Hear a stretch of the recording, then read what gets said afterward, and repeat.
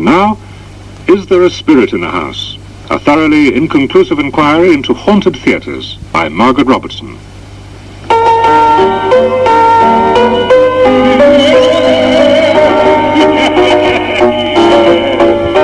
Keep your seats, if you please, and don't be afraid. I'm only a ghost, a poor harmless shade. I get good engagements with cash in advance, attending the spiritualist's midnight seance. I rap at the table and pick up such things. I ring clanging bells and I bang tambourines. If masculine says ghosts are posh, he's wrong. Or if he comes near me, he'll smell spirits quite strong. But I have done with frivolity now. No more will I frivol. Down now. No, I have big engagements. I play the ghost of the princesses to Wilson Barrett's Hamlet. And I did not stick to the text of Shakespeare. I didn't know. I modernized it. And you should have been there when Hamlet says, "Hold, who art thou? Speak, I will go no farther." And I say, "Hamlet, Hamlet, I'm the ghost of John James Christopher Benjamin Green. I was cut down right in the midst of these sins, for my home is down below. I'm let out for an hour or so. And when the cock begins to crow, a farewell, Benjamin Beans." Benjamin Beans appears to have company. As far as I can discover, practically every theatre in the country has at least one ghost. They're almost entirely a friendly lot, and they sometimes turn up in droves.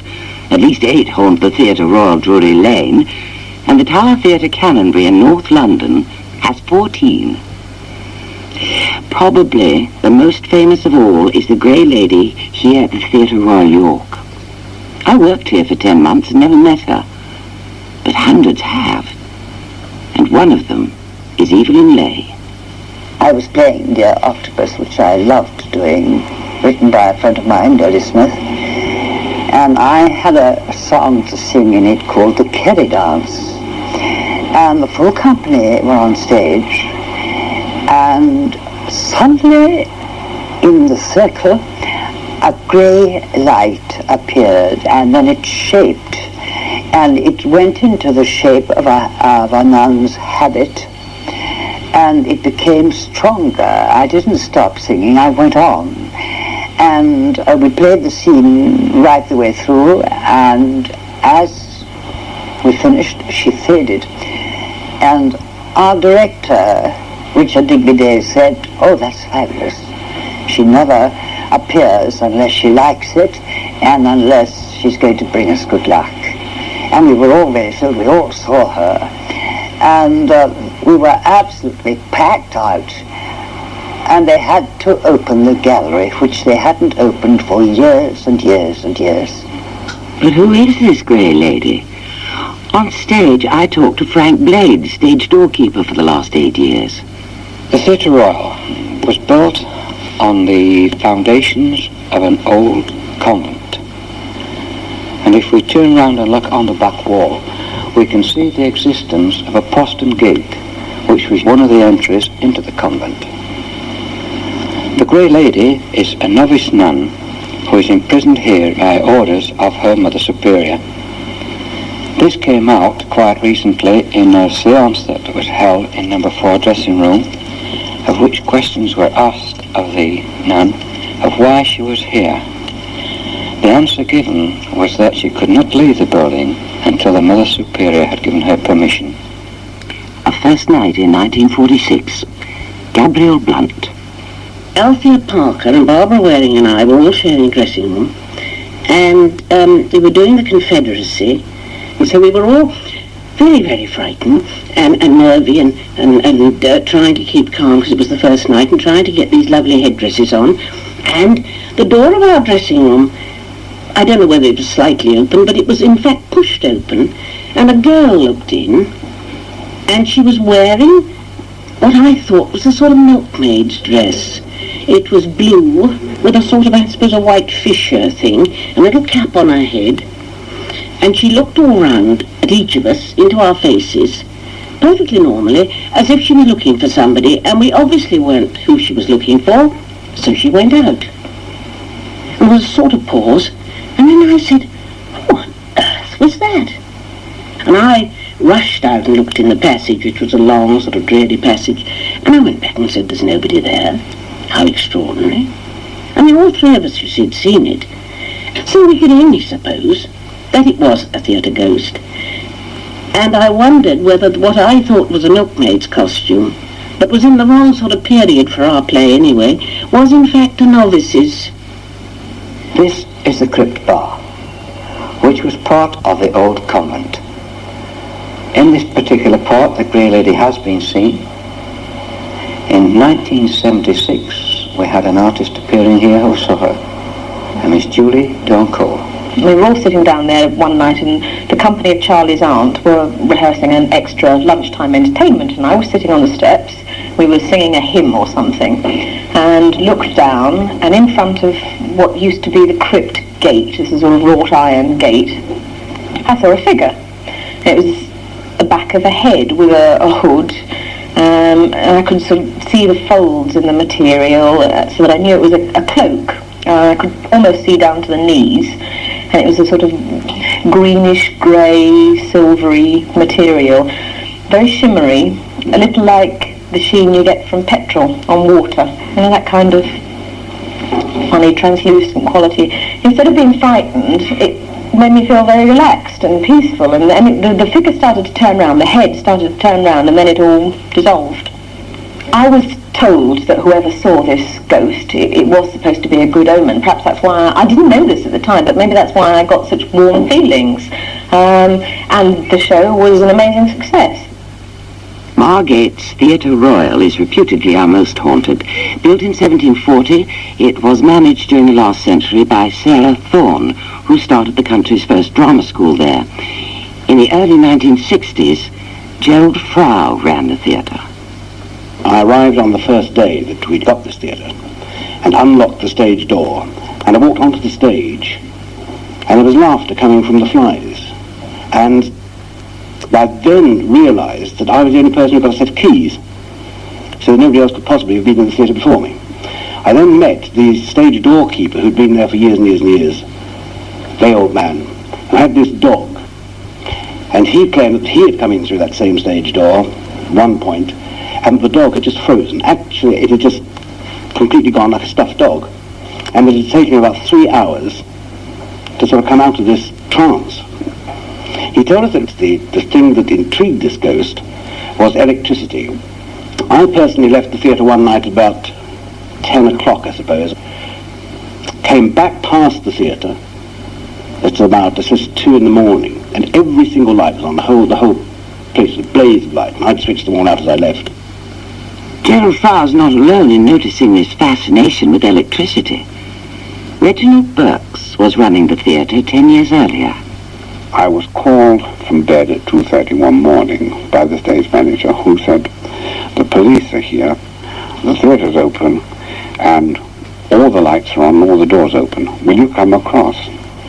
So I went in, came to the pass door into the auditorium, started walking up to the front of house, and felt this powerful atmosphere.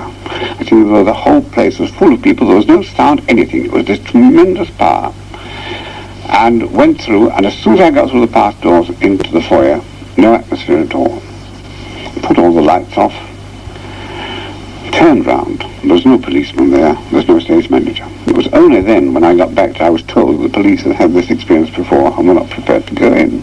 We had a little extra wardrobe and prop room at the back of the gallery, where they had the sewing machine. And this used to scare hell out of people, because the sewing machine would just start working without any help from anyone at all. They would just be sitting, and suddenly the sewing machine would start. There is the light that appears in the Theatre of Margate, which goes back to the end of the 18th century when a fit-up company was playing for a season there, and the juvenile was told that he was going to be replaced, and he got into a temperament and said, well, if I am replaced, as soon as my replacement comes on the stage, I shall jump from the top box. No one ever took any notice of them, being used to artist temperaments. But on the particular evening that the replacement made his entrance onto the stage, this actor did jump and was killed.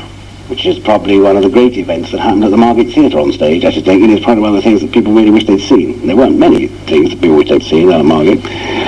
And there is a light which has been seen on many occasions, which can be referred to as sort of the pinpoint of a spot, which comes on at where the new actor made his entrance, travels across the stage and goes up the box where the old actor jumped from.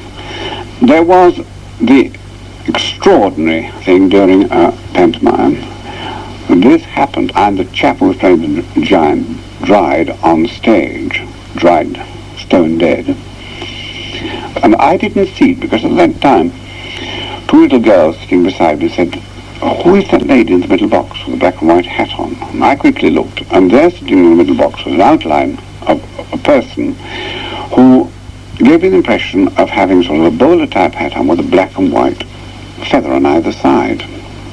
And about 3 or 4 weeks after, I received a letter from an old lady in Aldershot saying that she had been a pupil at the Sarah Thorne School of Drama.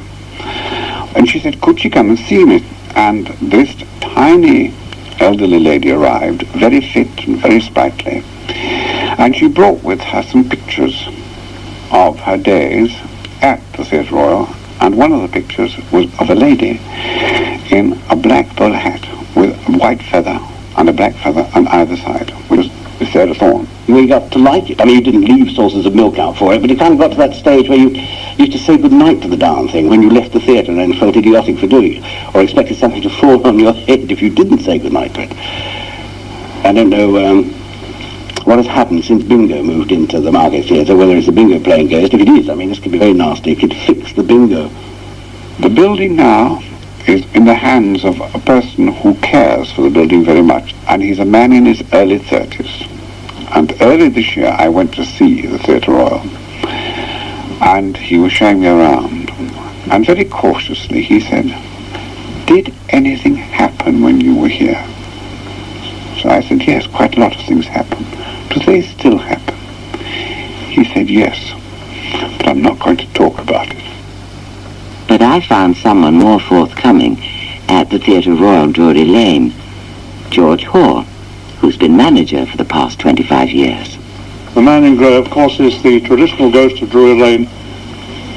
He wears a tricorn hat, a frock coat and knee breeches and the patterned shoes, carries a dress sword of the 17th, 18th century. And he walks around the back of the upper circle. And no one knows who he is. But in 1946, theatre historian W. McQueen Pope reported an interesting discovery. About 120 years ago, some workmen working on the outside walls of Drury Lane Theatre in Russell Street, where the stage door is, where those walls are very, very thick indeed, found a portion of them ring hollow where it should have been solid. This intrigued them, and so they broke through. They found themselves in a tiny room, which had been bricked up. In that room was a skeleton, and in that skeleton's ribs was a dagger. Somebody had been murdered, bricked up there. To this day, we don't know who, when, why, or how. It was a male skeleton, and the bones are buried in a little graveyard at the corner of Russell Street and Drury Lane. Now, that's all we know about that man. But, for all we know, he is still with us. Because it's from that portion of the wall that our ghost appears. And he appears through this wall here, which is our prompt side wall, as we call it, and walks around the back rail here and disappears through the wall on the other side, the OP wall. The curious thing is that if we see him just before a new production, we have luck. And if we don't, we don't. And to my own personal knowledge, and I've kept records, that has held true for the past 55 years. We never saw him during My Fair Lady, and we ran 5 years here with My Fair Lady. It was the greatest success the theatre had ever known. The last time a man in grey was seen here, apparently, was just before the war, March 1939, and the whole of the company of Dancing Girls with Novello were waiting on stage for a photo call.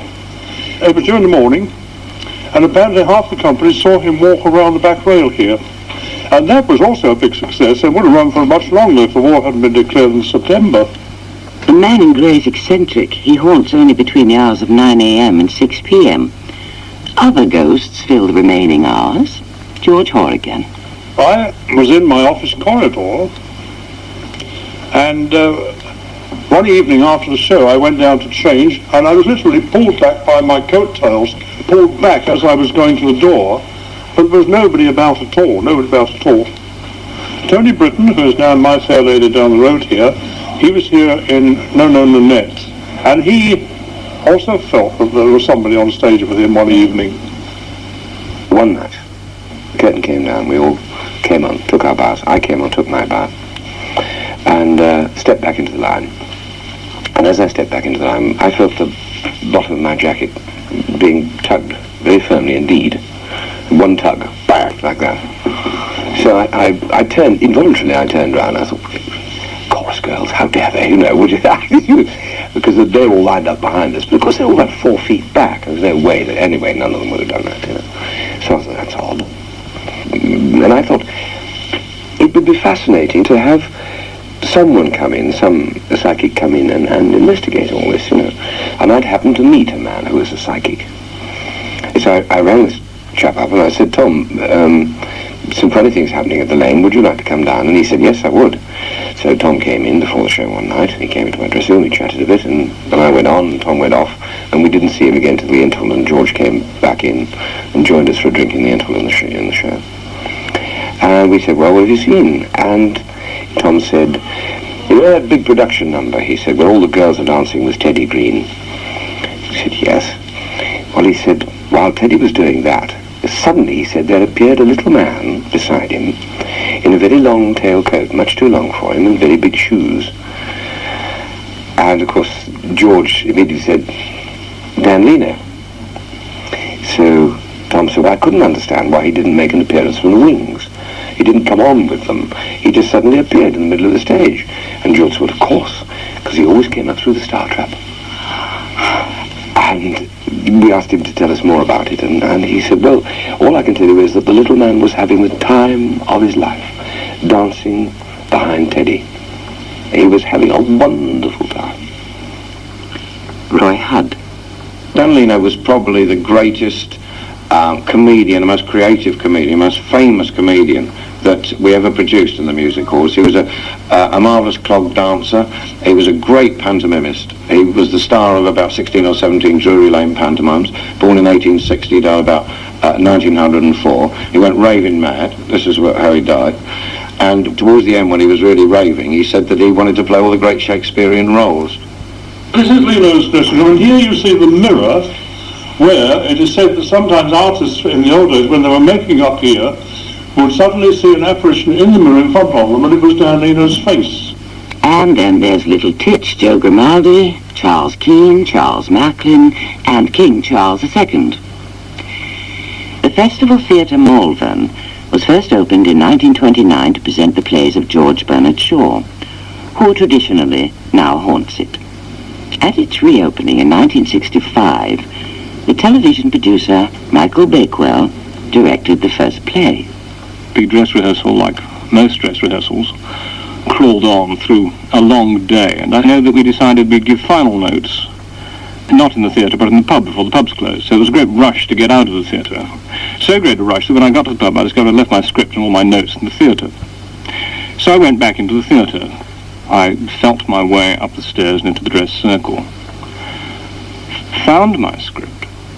And as I found my script, a seat went down. And then another seat went down, and then another, and another, and another, with a kind of strange bum, bum, bumpity bum, bum, bum kind of rhythm. I collected my script and moved rapidly but cautiously because of the drop back downstairs. I fell downstairs, which wasn't surprising, it being dark, and I was by this time considerably unnerved, and out across the stage and into the fresh air, and rapidly from there into the pub. It was a very curious experience. If it was George Bernard Shaw, the only reason one could possibly advance was that we had chosen to do Shaw's play, Androcles and the Lion, as the second production of the theatre and not the first. On the other hand, it may just have been central heating. Michael Anthony had similar experiences when directing Shirley Delaney's A Taste of Honey. There was complete chaos going up in the dress circle. And I moved up in my seat. It was on the right-hand side facing the stage. As soon as I sat down again in the front, it started off again, this banging. But they didn't seem to be aware of it on the stage. That was a curious thing. Now, I had asked somebody, is there something? Well, we have heard that the place is haunted and this banging goes up, so nobody sits up there, and we try not to open it unless we have a tremendous success in which their seats are all sold out. Reginald Burks has his own idea about the ghost's identity.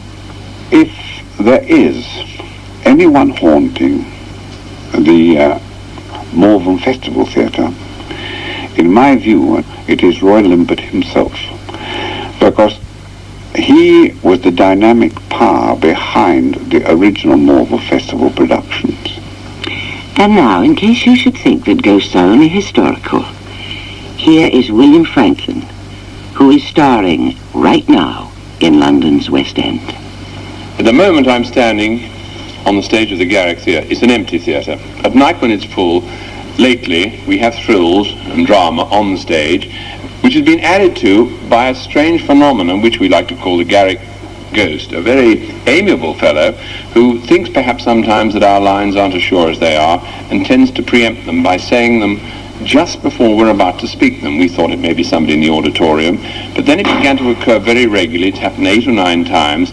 I have a line in the play where I say, "Oh, he's sharp, dull, but sharp." And the timing of that line, to get a bit of fun out of it, is the dull following the sharp. And I one night said, "Oh, he's sharp," and a voice from the audience said, "Dull." And of course, by the time I came to say dull, I had died a death, of course, because the audience had all heard it said. It almost came in like a spirit, because the timing was so exquisite. It was like a surgeon's knife.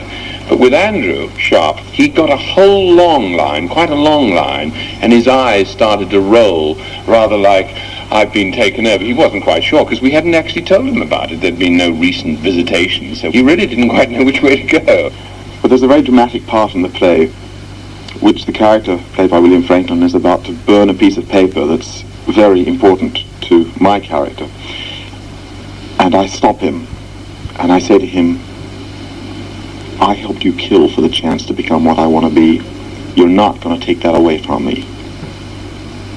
Between the first half and the second half of that line is a rather long and very 9-month pregnant pause. And during that pause, the voice gave me the second half of the line. So I said, "I helped you kill for the chance to become what I want to be." And then from the auditorium came quite distinctly, "You're not going to take that away from me." I'm interested in the idea that theatres are haunted. It seems to be quite possible that almost all theatres are haunted, because if one of the explanations for ghosts and supernatural events is that they are somehow or other some indelible impression that's been made on the atmosphere, on a place, by human beings in a state of extreme emotion, then the theatre would seem to be the ultimate place for this. I mean, if you think of the kind of terrible screaming heebie-jeebies that go on before any production of the theatre, and the rows, the tensions, the reputations that are made or ruined, then surely all these must leave some terrible mark upon the place. Is There a Spirit in the House was compiled and presented by Margaret Robinson, and The Ghost of Benjamin Binns sung by Roy Hudd. The programme was produced by Bennett Maxwell. I'm the ghost of John James Christopher Benjamin Binns. I was cut down right in the midst of my sins, for my home is down below. I'm let out for an hour or so. When the cock begins to crow, farewell, Benjamin Binns.